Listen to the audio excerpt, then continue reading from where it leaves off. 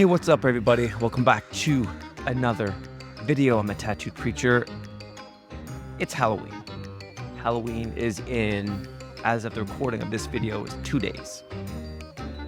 And usually every year, there's a lot of videos that get put out talking about Halloween from a Christian perspective. And I've actually, over the last number of years, put out different videos talking about it. And this year, I wanted to talk about this, but just hit it from a bit of a different perspective. Previous years, I basically said Christians shouldn't celebrate Halloween. I don't think it's something that we should be partaking in as Christians. But for this video, I don't want to just make some blanket statement, but I just want us to consider something. So if you're watching this and you celebrate Halloween and you're a Christian or you're thinking about it or whatever, let's just consider some things together. And the first thing I want to talk about is why is this even an issue? Like, what is the big deal? Yeah, we can understand maybe it's not cool for Christians to dress up as like some kind of demonic characters, witches, ghosts, I don't know, zombies or whatever, just evil looking, evil characters. And so Christians are typically, well, if we just dress up as things that are fun, things that are more acceptable, whatever, what's the big deal? What's the harm? It's just going out and just giving out candy, collecting candy. It's a good way. I mean, I've heard lots of arguments from people. It's a great way to get the community together, you meet your neighbors and blah, blah, blah, blah, blah. Okay. But do you stop to consider why this is an issue? Like, what happens on Halloween?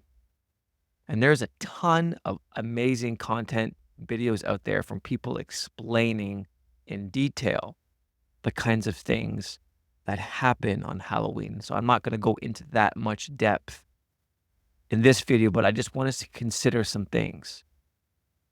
So, like, why is this a big deal?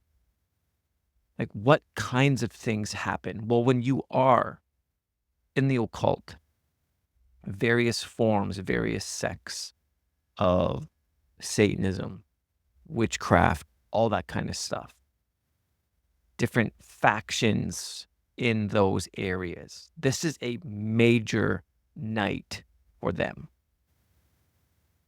This is where, I don't know, all across North America, especially, and I'm not sure like how many countries or whatever celebrate Halloween, but at least in North America, Canada and the US, the amount of satanic rituals and ceremonies that take place on that night.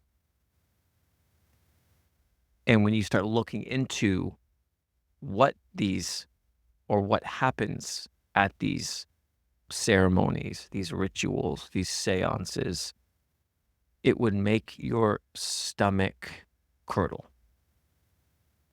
The amount of unaliving of infants, the amount of sacrificing of both human and animal, all done on this night.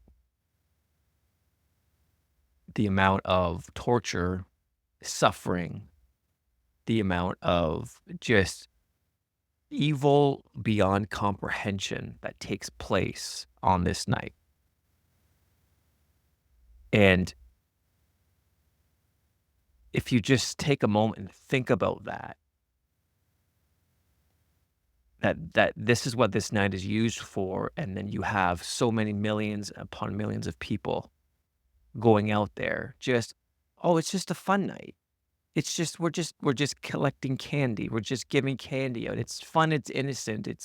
We're not partaking in any occultic rituals or ceremonies like that. Like, we're not doing that. But it's like, if you just stop and think about, like, what's actually happening, e even though you're not directly involved, you are playing along with the demonic narrative that's taking place. And for me, because I've went back and forth on this issue, I grew up where, one year we were allowed to celebrate Halloween, the next year we weren't. Then we were, then we weren't. That was kind of my parents growing up in a pastor's home. It was like this weird thing where we could, we couldn't, we could, we couldn't. And then as I got older, I mean, I stopped celebrating Halloween for so many years.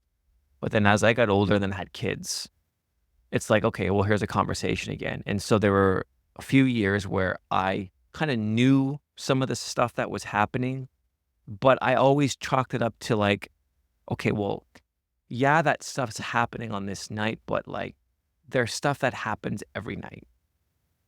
It's like demonic things, evil stuff, these occultic, you know, groups and all that stuff. They do stuff the whole year. Like, so who cares if one night is more, celebrated than any other night to do these things? Like whatever. Like we don't typically think about this stuff during the rest of the year. So that's how I used to rationalize it in my head. But then the more I begin to learn about what's actually going on and the sacredness and the devotion of this particular night and the stuff that happens, I'm just like, I just felt super convicted about it, and I didn't want my family participating in it.